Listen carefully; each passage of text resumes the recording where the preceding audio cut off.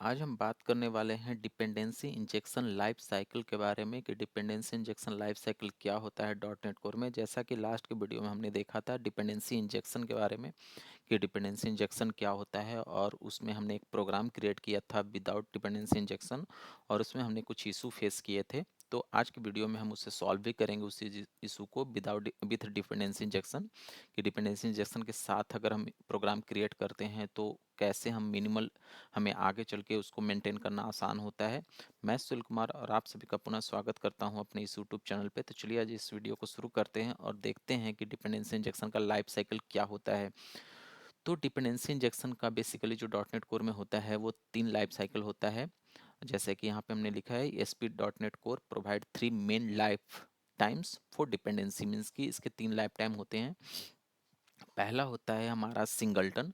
Singleton जो होता है वो क्या होता है कि जब भी कोई यूजर किसी सर्विस के लिए रिक्वेस्ट करता है तो उसमें इंटायर एप्लीकेशन एक उस सर्विस का सिंगल इंस्टांस बनता है। जैसे सिंगलटन में लिखा है कि a single instance is created and shared through out the applications life time, means कि उस पूरे एप्लीकेशन के लाइफ टाइम के लिए वो सर्विस एक्सेसिबल होता है, उसका इंस्टांस बना रहता है। चाहे उस सर्विस को request one user one request करे, उस सर्विस के लिए यूजर टू रिक्वेस्ट करे, चाहे यूजर थ्री रिक्वेस्ट करे, सबके लिए वो सेम ही उस सर्विस का इंस्टांस, उस सर्विस का ऑब्जेक्ट सबके लिए सेम मिलता है। उसमें कभी भी सर्विस का ऑब्जेक्ट जो होता है वो डिस्पोज नहीं होता है थ्रू आउट द एप्लीकेशन, जब तक एप्लीकेशन रनिंग मोड में हो। तो ये होता है सिंगलटन मीन्स कि single instance of service, service का सिंगल इंस्टांस। दूसरा जो हमारा होता है वो हमारा होता है अस्कोप। अस्कोप में क्या होता है कि इसमें क्या होता है कि a new instance is created पर रिक्वेस्ट, मीन्स कि एक यूजर ने एक रिक्वेस्ट किया और उस रिक्वेस्ट के अंदर अगर उसने किसी सर्विस, तीन चार सर्विस का, मान ली कि एक ही सर्विस के दो तीन मेथड को उसने कॉल किया एक ही रिक्वेस्ट के अंदर, तो उस रिक्वेस्ट के लिए उस सर्विस का सिंगल इंस्टांस क्रिएट होगा। फिर अगर दूसरे यूजर ने फिर से एक रिक्वेस्ट सेंड किया और उसने भी उस सर्विस के तीन चार मेथड को एक्सेस करने की कोशिश किया, तो उसके लिए भी वो सिंगल इंस्टांस ही कॉल होगा। जैसे कि यहाँ पे मैंने कुछ ग्राफ के थ्रू दिखाने का कोशिश किया है। जैसे मान लीजिए कि यूजर वन है, यूजर वन ने एक रिक्वेस्ट सेंड किया, उस रिक्वेस्ट में उससे ऐड एम्प्लॉय भी चाहिए था और गेट एम्प्लॉय भी चाहिए था। तो ऐड एम्प्लॉय के लिए उसने एम्प्लॉय सर्विस को कॉल किया, तो उसका जो ऑब्जेक्ट क्रिएट हुआ। फिर उसने गेट एम्प्लॉय को भी कॉल किया, तो उसके लिए भी सेम ही ऑब्जेक्ट उसके लिए यूज होगा। जैसे कि request one with instance one, अगर रिक्वेस्ट वन आया और उसका ऐड एम्प्लॉय इंस्टांस वन के साथ कॉल हुआ, तो गेट एम्प्लॉय भी इंस्टांस वन के साथ ही कॉल होगा। सेम यूजर टू, अगर उसने रिक्वेस्ट जनरेट किया तो उसका रिक्वेस्ट टू आया, तो उसको भी ऐड एम्प्लॉय चाहिए था, गेट एम्प्लॉय चाहिए था। तो उसका अगर ऐड एम्प्लॉय इंस्टांस टू के साथ कॉल हो रहा है, तो गेट एम्प्लॉय भी इंस्टांस टू के साथ ही कॉल होगा। यही होता है स्कोप। स्कोप मीन्स कि जब एक रिक्वेस्ट आया, उस रिक्वेस्ट के अंदर जितने भी काम हो रहे हैं सिंगल सर्विस के, एक सर्विस की मैं बात कर रहा हूँ एम्प्लॉय सर्विस। अगर मान लीजिए कि कोई और सर्विस क्लास होता है जैसे यूजर सर्विस क्लास होता, तो उसके लिए ऑब्वियसली कि अलग इंस्टांस बनता।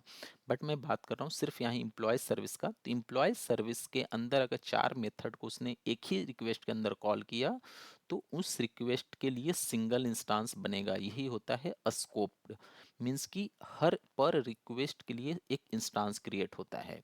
तो यहाँ पे इस ग्राफ के थ्रू मैं यही दिखाने का कोशिश किया हूँ कि रिक्वेस्ट वन जो काम कर रहा है वो इंस्टांस वन के साथ काम कर रहा है, रिक्वेस्ट टू जो काम कर रहा है वो इंस्टांस टू के साथ काम कर रहा है। लेकिन इंस्टांस वन दो मेथड को कॉल कर रहा है, गेट एम्प्लॉय को भी कॉल कर रहा है और ऐड एम्प्लॉय को भी कॉल कर रहा है। सेम रिक्वेस्ट टू जो है वो भी दो मेथड को कॉल कर रहा है, add employ and get employ, लेकिन वो डिफरेंट इंस्टांस, इंस्टांस टू के लिए काम कर रहा है। मतलब रिक्वेस्ट वाइज इंस्टांस यहाँ बन रहा है।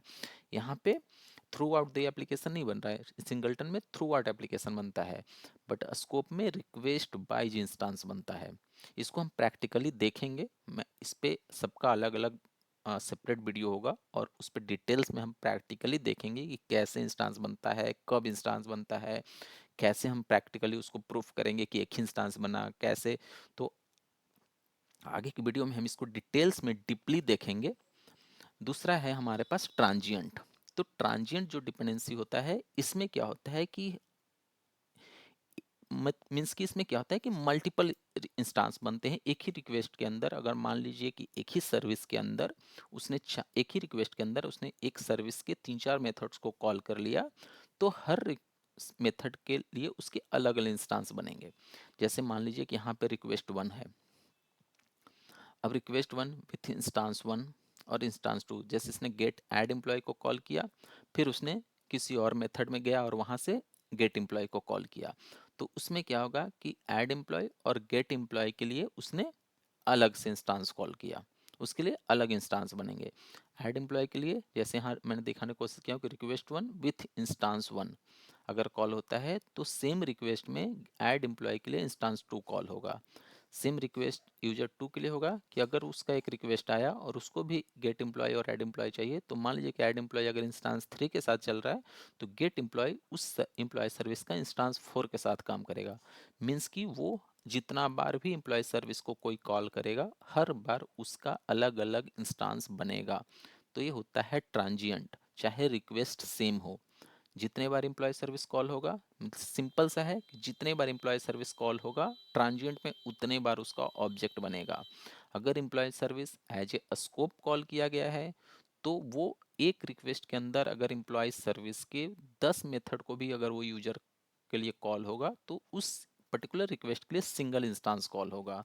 और सिंगलटन में होता है कि थ्रू आउट एप्लीकेशन, एक बार उस सर्विस एम्प्लॉय सर्विस का इंस्टांस बन गया तो उस ऑब्जेक्ट को कोई भी यूजर एक्सेस कर सकता है, उसको सेम ही ऑब्जेक्ट के साथ वो वर्क होगा। तो यही होता है सिंगलटन, स्कोप्ड एंड ट्रांजिएंट। तो इसको मैं इस तरह डायग्राम के थ्रू बताने का कोशिश किया हूँ। अगर आपको यहाँ पे कोई क्वेरी या क्वेश्चन हो तो आप हमसे कमेंट करके ज़रूर पूछिएगा, मैं कोशिश करूँगा कि उसका आंसर जल्द से जल्द दे सकूँ। अब हम चलते हैं जो हमने लास्ट के वीडियो में देखा था, डिपेंडेंसी इंजेक्शन में हमने एक प्रोग्राम क्रिएट किए थे और उस प्रोग्राम में जो विदाउट डिपेंडेंसी इंजेक्शन था उसमें हमने देखा था कि कुछ हमें इशू आया था, जो तो उसको हम डिपेंडेंसी इंजेक्शन के थ्रू कैसे सॉल्व कर सकते हैं उसको हम यहाँ पे देखने वाले हैं। तो चलिए सबसे पहले मैं विजुअल स्टूडियो ओपन कर लेता हूँ और यहाँ पे चलते हैं ऑर्डर प्रोसेसर क्लास में। यहाँ पे हमने देखा था कि जैसे यहाँ पे जो क्लास था ये टाइटली कपल्ड था, जैसा कि लास्ट की वीडियो में मैंने बताया था। तो यहाँ पे था कि अगर मान लीजिए कि यहाँ पे गो टू डेफिनेशन में हम जाते हैं और यहाँ पे कंस्ट्रक्टर के अंदर जैसा कि लास्ट वीडियो में हमने किया था कि स्ट्रिंग स्ट्रिंग अगर कस्टमर नेम यहाँ पे है, नेम अगर मैं कर देता हूं तो ये डायरेक्ट चूंकि टाइटली कपल की वजह से एक क्या होगा कि ऑर्डर्स प्रोसेसर क्लास पे इफेक्ट इसका पड़ जाएगा और यहाँ पे इशू आएगा। तो इसलिए था कि टाइटली कपल कभी नहीं करना चाहिए। तो ये बड़े जब आप प्रोग्राम पे काम करेंगे, बड़े प्रोजेक्ट पे काम करेंगे तो उसमें क्या होगा कि वो आपको इशू देगा, क्योंकि अगर एक जगह पे अगर क्लास में चेंज हुआ तो वो जहाँ जहाँ कॉल होगा उन सब जगहों पे उसका इफेक्ट पड़ता है।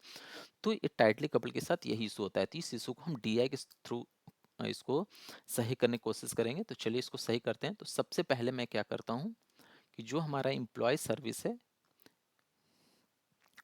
ईमेल सर्विस है सॉरी, और जो हमारा पेमेंट सर्विस है इसमें जो प्रोसेस पेमेंट है इसके लिए मैं एक इंटरफेस बना लेता हूँ। तो पब्लिक इंटरफेस और आई पेमेंट सर्विस यहाँ पे मैंने बना लिया और इस आई पेमेंट सर्विस को मैंने यहाँ पे इम्प्लीमेंट कर दिया। ठीक है, अब इसी तरह चलते हैं ईमेल सर्विस में। ईमेल सर्विस का भी मैं एक इंटरफेस बनाता हूँ यहाँ पे। तो करता हूँ पब्लिक इंटरफेस आई ईमेल सर्विस। तो यहाँ पे हमने बना लिया आई ईमेल सर्विस और इसको यहाँ पे हमने इम्प्लीमेंट कर दिया।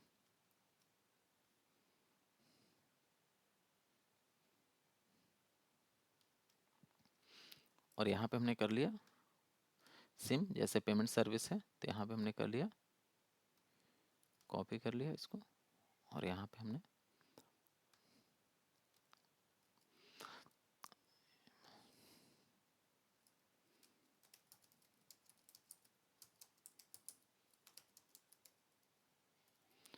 Email has been send for order this one. अब यहाँ पे देखिए, यहाँ पे हमने क्या किया कि दो इंटरफेस हमने बनाया है। एक हमने आई ईमेल सर्विस बनाया और उसको ईमेल सर्विस के थ्रू इम्प्लीमेंट किया, और एक हमने आई पेमेंट सर्विस बनाया और उसको हमने पेमेंट सर्विस के थ्रू कॉल किया। अब क्या हम करेंगे कि ये जो ईमेल सर्विस है ना, इसको हम ऑर्डर प्रोसेसर में अब यहाँ से हम हटा देंगे। यहाँ से डायरेक्टली हम इसको क्लास का ऑब्जेक्ट नहीं बनाएंगे। अब इसका हम यहाँ पे ईमेल सर्विस के थ्रू कॉल करेंगे, आई ईमेल सर्विस, और यहाँ पे करेंगे आई पेमेंट सर्विस। अब जो होगा ना, इसका जो ऑब्जेक्ट होगा, अब यहाँ पे करेंगे आई ईमेल सर्विस, यहाँ पे करते हैं ईमेल सर्विस कॉमा आई पेमेंट सर्विस, पेमेंट सर्विस। अब यहाँ पे करेंगे ईमेल सर्विस और यहाँ पे कर देंगे अब पेमेंट सर्विस। देखिए, डिपेंडेंसी इंजेक्शन में क्या होता है कि कोई भी क्लास जो होता है ना, उसका ऑब्जेक्ट वो खुद से क्रिएट नहीं करता, सिस्टम उसे प्रोवाइड करता है। इंजेक्शन, डिपेंडेंसी इंजेक्शन का ही मतलब होता है कि जो भी डिपेंडेंट चीजें हैं उस क्लास के लिए डिपेंडेंसी है, उसको वो सिस्टम प्रोवाइड करेगा, ना कि वो खुद से उसको क्रिएट करेगा। तो यहाँ पे जैसे आई एम्प्लॉय सर्विस और पेमेंट सर्विस जो है, उसका ऑब्जेक्ट जो है ऑर्डर प्रोसेसर खुद से अब क्रिएट नहीं कर रहा है। अब क्या कर रहा है कि वो इंजेक्ट कर रहा है, उसको सिस्टम दे रहा है, किसके थ्रू, कंस्ट्रक्टर के थ्रू उसमें पास कर रहा है उसका ऑब्जेक्ट, कि जब ऑर्डर प्रोसेसर को पेमेंट सर्विस, ईमेल सर्विस का जब भी ऑब्जेक्ट की जरूरत पड़े, ऑर्डर प्रोसेसर को सिस्टम उसको कंस्ट्रक्टर के थ्रू दे देगा कि वो ऑब्जेक्ट आप ले लो और उस ऑब्जेक्ट के थ्रू आपको जो काम करना है वो आप कर लो। तो ये होता है यहाँ पे, इसको हम कंस्ट्रक्टर इंजेक्शन बोलते हैं। तो इसमें डिफरेंट डिफरेंट इंजेक्शन होते हैं। कंस्ट्रक्टर इंजेक्शन होते हैं हमारे पास प्रॉपर्टी इंजेक्शन होते हैं और हमारे पास मेथड इंजेक्शन होते हैं। तो इसको भी हम डिटेल्स में देखेंगे। तो अभी जो हमारा था कि हमारे पास जो इशू अब आ रहा था, उस इशू को हमने सॉल्व किया है डिपेंडेंसी इंजेक्शन के थ्रू। अब जो हमने यहाँ पे सर्विस किया, अब इस सर्विस को हम अपने प्रोग्राम डॉट सी एस में जाके रजिस्टर कर लेंगे। तो यहाँ पे करेंगे builder dot services dot add scope, as हम अभी स्कोप इसको रजिस्टर करते हैं। तो आई ईमेल सर्विस और ईमेल सर्विस, और यहाँ पे कर लेंगे builder dot payment dot service dot add service dot add scope, और इस स्कोप के अंदर कर देंगे आई पेमेंट सर्विस और कॉमा पेमेंट सर्विस। तो यहाँ पे क्या हो गया कि जो सर्विस है हमारे पास, इसको हमने एज ए स्कोप रजिस्टर हमने कर लिया। तो यहाँ पे हमने आई ईमेल सर्विस और इसका इम्प्लीमेंटेशन होता है, दूसरा हमारा आई पेमेंट सर्विस हुआ और उसका इम्प्लीमेंटेशन क्लास हुआ। अब क्या होगा कि जब भी ऑर्डर प्रोसेसर के पास रिक्वेस्ट आएगी, वो रिक्वेस्ट के लिए उसको चाहिए क्या, ईमेल सर्विस चाहिए और पेमेंट सर्विस चाहिए। तो ईमेल सर्विस के लिए ऑब्जेक्ट अब वो खुद से नहीं बना रहा, अब उसको सिस्टम देगा ऑब्जेक्ट बना बनाया।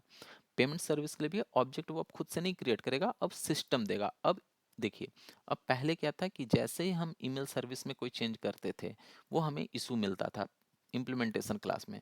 अब क्या करेंगे, अब मान लीजिए कि यहाँ पे मैं एक और कर देता हूँ, जस्ट हमें इंटीजर कस्टमर आईडी कर दिया। अब इसको चेंज, यहाँ पे जैसे ही मैंने चेंज किया, अब देखिए ऑर्डर प्रोसेसर क्लास में अब कोई भी इसका इफेक्ट नहीं आया। अब हम जैसे ही हमने यहाँ पे कस्टमर पेमेंट सर्विस हमने किया, यहाँ पे हमने पेमेंट सर्विस में जैसे ही कस्टमर नेम और कस्टमर आईडी पास किया, अब ऑर्डर प्रोसेसर में उसका कोई भी इफेक्ट नहीं आया है। तो ये हम डिपेंडेंसी इंजेक्शन के थ्रू इसका हम इशूज ऐसे हम सॉल्व कर लेते हैं, ये हमें इशू नहीं करता है। जब डिपेंडेंसी इंजेक्शन के थ्रू हम प्रोग्राम बनाएंगे, तो आगे चल के प्रोग्राम में अगर उसमें चेंज किसी तरह का करना पड़े, तो वो ज़्यादा इशू हमें आगे चल के नहीं करना पड़ेगा। जैसे मान लीजिए यहाँ पेमेंट सर्विस है, अगर मैं इसका नाम भी चेंज कर देता हूँ, पेमेंट सर्विस 1 अगर कर दिया और इसका कंस्ट्रक्टर मैंने पेमेंट सर्विस 1 कर दिया, तो देखिए इसका जो ऑर्डर प्रोसेसर क्लास है वहाँ पे इसका कोई इफेक्ट नहीं पड़ा, सिर्फ यहाँ पे इफेक्ट कहाँ पड़ा, प्रोग्राम डॉट सी एस में।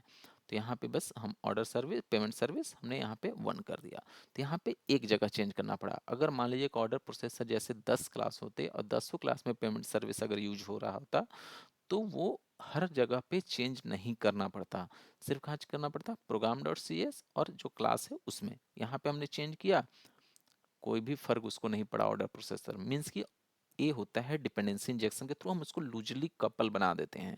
मतलब ऑर्डर प्रोसेसर क्लास है वो directly email sir service class पे और पेमेंट सर्विस क्लास पे डायरेक्टली अब डिपेंडेंट नहीं है। वो क्या है, अब वो उसको ऑब्जेक्ट मिल रहा है और उस ऑब्जेक्ट के पे वो काम कर रहा है। तो इस तरह हम डिपेंडेंसी इंजेक्शन के थ्रू क्लास को, अपने क्लास को लूजली कपल बना देते हैं। तो ये हमारे आगे चल के क्या होता है कि प्रोग्राम को मेंटेन करना बहुत आसान हो जाता है और इसमें हमें ज़्यादा कुछ चेंज करने की ज़रूरत नहीं पड़ती है। इसको एक्सटेंड करना बहुत ही ईजी होता है, प्रोग्राम को मेंटेन करना बहुत ही ईजी होता है। तो चलिए, आज के वीडियो में इतना ही। अगर आपको कोई, आपके पास कुछ क्वेरी या क्वेश्चन हो तो हमसे ज़रूर आपको कीजिए। मैं कोशिश करूंगा कि उसका आंसर जल्द से जल्द दे सकूं। तो चलिए, आगे के वीडियो में मिलते हैं। अगर आपने चैनल को सब्सक्राइब नहीं किया है तो प्लीज़ चैनल को सब्सक्राइब कर लें, बेल आइकन दबाना ना भूलें। चलिए, आगे के वीडियो में मिलते हैं। अपना ख्याल रखिएगा। धन्यवाद।